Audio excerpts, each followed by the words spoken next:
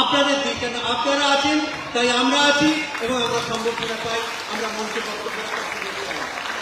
আমাদের মধ্যে আজকে উপস্থিত আছেন বহু যুদ্ধের সাক্ষী এবং আমাদের সহযোদ্ধা মানস দা, MMIC আসানসোল মিউনিসিপাল কর্পোরেশন রয়েছেন, আসানসোল দক্ষিণ বিধানসভার টাউন ব্লকের সভাপতি আমাদের কাছের মানুষ অনুপ দা, এবং রয়েছেন আমাদের প্রত্যেক কাউন্সিলর রয়েছেন, সোনাদি রয়েছে, হাসনাতুল্লাহ রয়েছে, আমাদের রয়েছে, প্রত্যেকে রয়েছে, গুরমিত ভাই রয়েছে, রাকেশ দা রয়েছে, আরো অনেকেই রয়েছেন, সীমাদিও রয়েছেন।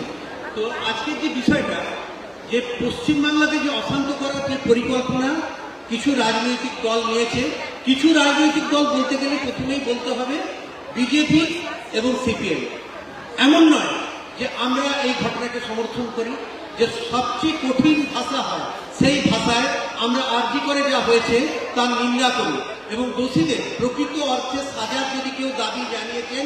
ভারতবর্ষে 28টা রাজ্য আছে, ইউনিয়ন টেরিটরি তার বাইরে, কিন্তু কোন রাজ্যে কোন মুখ্যমন্ত্রী এই পদক্ষেপটা নেননি যে ধর্ষণকারীর ফাঁসি হওয়া উচিত, এবং এই লক্ষ্যে পশ্চিমবঙ্গ একটা দৃষ্টান্ত স্থাপন করেছে। বেঙ্গল শোজ দি ওয়ে, যে সেখানে এই ধরনের ঘৃণিত অপরাধের জন্য আমাদের মাননীয় মুখ্যমন্ত্রী মাননীয় মমতা বন্দ্যোপাধ্যায় বিধানসভায় বিল পাস করেছেন এবং এর জন্য সর্বোচ্চ সাজা মৃত্যুদণ্ড প্রাবধান রেখেছেন।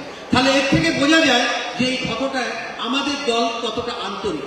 এবং ভারতবর্ষের ক্রাইম ব্যুরোর যে স্ট্যাটিস্টিক্স পাওয়া যাচ্ছে তাতে দেখা যাচ্ছে, আমি কখনোই এই ধরনের ঘটনাকে সমর্থন করছি না, কিন্তু আজকে বিজেপি যারা ন্যায় বিচারের দাবি রাখছে, কিন্তু তারা ভুলে যাচ্ছে তাদের প্রত্যেকটি রাজ্যে, তাতে সেটা উত্তরাখণ্ড হোক বা উত্তরপ্রদেশ, উত্তরপ্রদেশে কিছুদিন আগে এক ডিউটি ফেরত নার্স বোন ধর্ষিতা হয়, এবং পাশের রাজ্যে আমাদের উড়িষ্যা, সেখানে একজন ডাক্তারবাবু দিনের পর দিন কার্ডিওলজিস্ট, তিনি অ্যাঞ্জিওগ্রাফি এবং ইকো করার সময় ডিফারেন্ট মহিলা পেশেন্টের এই ধরনের যৌন শোষণ করেছেন।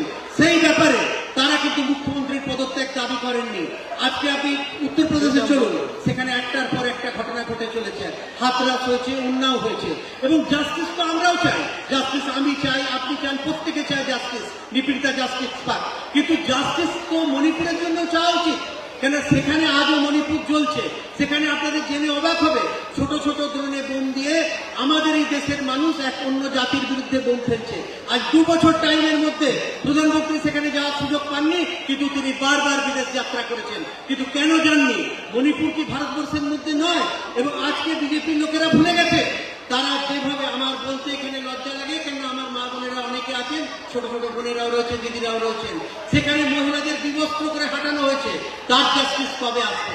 দাঙ্গার পরে যে শুনানি হয়েছিল, সেই শুনানি পর্যন্ত সেখান থেকে স্থানান্তরিত করতে হয়, সুপ্রিম কোর্টের আদেশে শুনানি হয় মুম্বাইয়ে, কেন একটা রাজ্য থেকে শুনানি স্থানান্তরিত করতে হয়? তাহলে বোঝা যায় সেই রাজ্যের পরিস্থিতি কতটা ভয়াবহ ছিল সেই মুহূর্তে।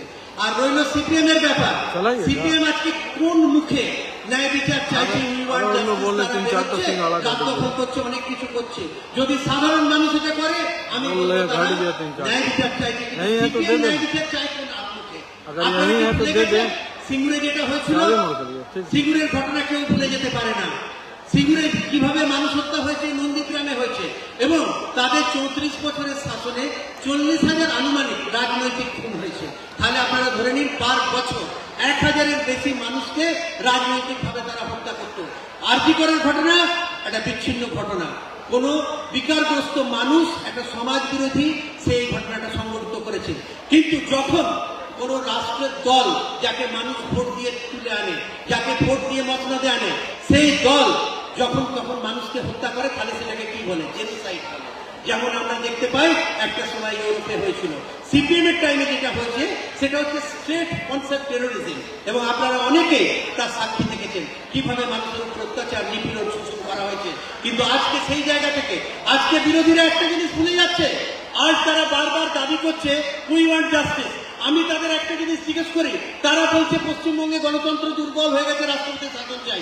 তারা এটা কি করে ভুলে যাচ্ছে সিপিএম এর টাইমে এই মানুষগুলো কখনো বেরোতে পারতো না, এই বিজেপির লোকেরা বেরোতে পারতো না, কেননা তখন এখানে গণতন্ত্র ছিল না। আজকে গণতন্ত্র আছেই বলে মানুষ রাস্তায় নেমে তার নিজের মত প্রকাশ করছে। এইটাই গণতন্ত্রের প্রতিফলন, যে যেখানে প্রত্যেক মানুষ তার আওয়াজ রাখতে পারে। তো সেই জন্যে পশ্চিমবঙ্গে যে একটা ধরুন শান্ত বাতাবরণ আছে, আপনি ভারতবর্ষের প্রত্যেকটা রাজ্যে চলে যান, পশ্চিমবঙ্গের বিধানসভায় আপনি দেখতে পাবেন এমন একটা বিধানসভা যেখানে সকল জাতির মানুষ আছে। ভারতবর্ষের প্রায় সকল জাতির মানুষ সেই বিধানসভায় 294 মধ্যে স্থান পেয়েছেন। একটা টাইম ছিল যখন জ্ঞান সিং সোনপাল জিততেন খড়গপুর থেকে, এবং তিনি কোন সম্প্রদায় ছিলেন? শিখ সম্প্রদায়। তিনি 7 বার এমএলএ হয়েছেন পশ্চিমবঙ্গে। তাহলে বোঝা যায় পশ্চিমবঙ্গ এমন একটা রাজ্য যেখানে প্রত্যেকের ঘর সম্ভব। সেই রাজ্যকে অশান্ত করে তোলার যে চক্রান্ত চলছে, এই চক্রান্ত চলার পিছনে অনেক কারণ আছে। কারণ নম্বর 1, রাজনৈতিকভাবে ভারতীয় জনতা পার্টি এবং তার অ্যাসোসিয়েট মেম্বার সিপিএম এরা 2014 থেকে ট্রাই করছে কোনো না কোনো উপায় আমি পশ্চিমবঙ্গে সিট বাড়াবো এবং পশ্চিমবঙ্গ দখল করব, ক্ষমতা দখল করবো। ওদের আমাদের কাছে, তৃণমূল কংগ্রেসের কাছে, আমাদের দলনেত্রী মাননীয় মমতা বন্দ্যোপাধ্যায়ের কাছে, আমাদের দলনেতা মাননীয় অভিষেক বন্দ্যোপাধ্যায়ের কাছে এবং তৃণমূল পরিবারের সকলের কাছে এটা হচ্ছে মানুষকে সেবা করার একটা মাধ্যম, রাজনীতির মাধ্যম দিয়ে সেবা। কিন্তু তাদের কাছে হচ্ছে ক্ষমতা। কেন ক্ষমতা? তারা সেবা করে আদানি আম্বানিদের, আপনাদের মতো আমার মতো সাধারণ মানুষের নয়। সেই অবাধ কোথাও আটকে যায়। তো একটা জিনিস দেখবেন, 2014 তারা কিছু উন্নতি করেছিল, 2টো সিট পেয়েছিল গোর্খা লীগের দার্জিলিং এবং আসানসোল পায়। কিন্তু তারপর থেকে তারা কোনো না কোনো উপায়ে পশ্চিমবঙ্গে চেষ্টা করে যাচ্ছে। কখনো আর্টিকেল 356 করা হবে, কখনো কিছু করা হবে, কখনো ডিটিওরেটিং ল অ্যান্ড অর্ডার সিচুয়েশন। এবং 2024-এর লোকসভা নির্বাচনে যখন সকল রকম পরিস্থিতি প্রয়োগ করে আর এত বেশি অ্যারেস্ট তৃণমূল কর্মী, নেতা, মন্ত্রীদের করা হয়েছে যে জেলে আর জায়গা থাকবে না। এবং আলটিমেট সিবিআইও বেল দিতে বাধ্য হচ্ছে আজকে, কেননা কোনো এভিডেন্স বেশিরভাগ ক্ষেত্রেই পাওয়া যাচ্ছে না। এবং সিবিআইকে কিভাবে দুর্ব্যবহার করা হচ্ছে এবং ইডি, সিবিআই, ইনকাম ট্যাক্স, সেটা আমি আপনাদের নতুন করে বলতে চাই না। আপনারা প্রত্যেকে দেখছেন, প্রত্যেকে বুদ্ধিমান মানুষ, প্রত্যেকে সংবাদ মাধ্যমে সেটা দেখেন। দেশের প্রত্যেকটি এজেন্সি আজকে দেখুন, যেমন মানুষ একটা পার্ট, একটা পিলার, তেমনি জুডিশিয়ারি একটা পিলার, মিডিয়া যে বন্ধুরা আমাদের কভার করছেন তারা একটা পিলার। কিন্তু প্রত্যেকটা জিনিস তাদের ক্ষতি করা হচ্ছে, প্রত্যেকটা দেশের ইনস্টিটিউশনকে আজ আঘাত করা হচ্ছে। এইভাবে দেশকে চালানো হচ্ছে এবং এক ভয়াবহ দিকে আমাদের নিয়ে যাওয়া হচ্ছে। এবং শান্ত পশ্চিমবঙ্গকে অশান্ত করার জন্য তারা বেছে নিয়েছে। কেননা তারা আজকে একটা জিনিস খুব ভালো করে ভারতীয় জনতা পার্টি এবং তাদের অ্যাসোসিয়েট সিপিএম উপলব্ধি করেছে যে যতদিন বাংলার বাঘিনী মাননীয় মমতা বন্দ্যোপাধ্যায় এখানে আছেন এবং যতদিন অভিষেক বন্দ্যোপাধ্যায় আছেন, বাংলাকে অশান্ত করা যাবে না এবং ক্ষমতা দখল করা যাবে না। সেই জন্য ঘুরপথে কখনো আরজি করতে সামনে রেখে যদি একটা ঘটনায় একটা সরকারকে বরখাস্ত করতে হয়, তাহলে তারা কি রাজি হবেন যে যে রাজ্যে এই ধরনের ঘটনা ঘটেছে সেখানে সরকারকে বরখাস্ত করবেন? আপনারা তো একজন ট্রেন মন্ত্রীকে বরখাস্ত করতে পারছেন না, যার আমলে হায়েস্ট রেল অ্যাক্সিডেন্ট হয়েছে স্বাধীনতার পর থেকে। মানুষ মারা যাচ্ছে, মানুষের জীবনের কোনো দাম নেই।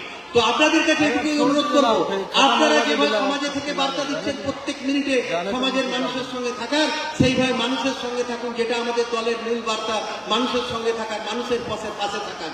এবং নির্যাতিতার জন্য নিশ্চয়ই আমরা জাস্টিস চাইব, কিন্তু সেটা তো আমাদের দলনেত্রী নিজে হেঁটে জাস্টিস চেয়েছেন। এবং আজকে সিবিআই তদন্ত চাওয়া হয়েছিল, সিবিআই তদন্ত হয়েছে। আজকে তো জবাব দেওয়ার পালা সিবিআই, যে বিগত 23 দিনে একটা জিনিস লক্ষ্য করবেন, পশ্চিমবঙ্গ পুলিশ প্রথম 2 দিন যে তদন্তের মধ্যে যে 21% ধরেছিল, তার সঙ্গে কিন্তু কোনো অ্যাডিশন তারা করতে পারেননি। এবং তদন্তকে ঘুরপথে আজকে যদি কেউ নিয়ে যাচ্ছে, সিবিআই নিয়ে যাচ্ছে, আমাদের সরকার নিয়ে যাচ্ছে না। আমরা নিশ্চয়ই জাস্টিস চাই। আপনাদের এটুকুই অনুরোধ করব, আপনারা তৃণমূল কংগ্রেসের পরিবারের সদস্য হিসেবে যেভাবে মানুষের সঙ্গে সবসময় থেকে এসছেন সেইভাবেই থাকুন। এবং আমাদের দলনেত্রীর এবং দলনেতা মাননীয় অভিষেক বন্দ্যোপাধ্যায়ের যে নির্দেশ, সেটা প্রত্যেক মানুষের পাশে থাকার সেই কাজটা আগে নিয়ে যান। আসুন সবাই মিলে একবার সমবেত বলে বলি, তৃণমূল কংগ্রেস জিন্দাবাদ, মমতা বন্দ্যোপাধ্যায় জিন্দাবাদ, অভিষেক বন্দ্যোপাধ্যায় জিন্দাবাদ। আর জিন্দাবাদ আপনারা সকলে, জয় বাংলা। ধন্যবাদ এবং নমস্কার আপনাদের সকলকে। ধন্যবাদ ডাক্তারবাবুকে, ওনার আমরা বক্তব্য শুনলাম। বিশেষ করে